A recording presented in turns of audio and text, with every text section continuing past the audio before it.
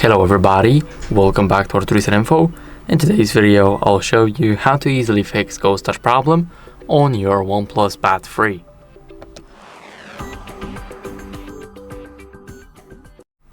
So first, what you guys want to do is remove the screen protector and a case. So I don't have any of that, so I don't have anything to remove.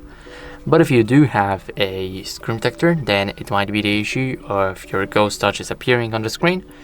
And what you guys can do is basically get rid of the screen protector and a case from behind of your tablet, and then get a screen clean.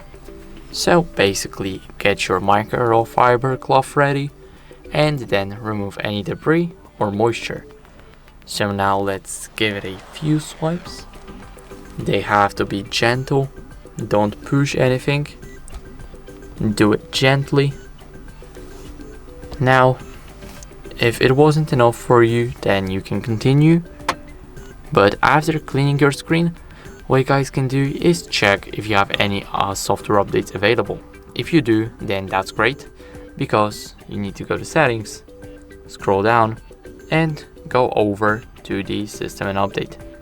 Here, click software update, and now check if you have the latest version of the OxygenOS.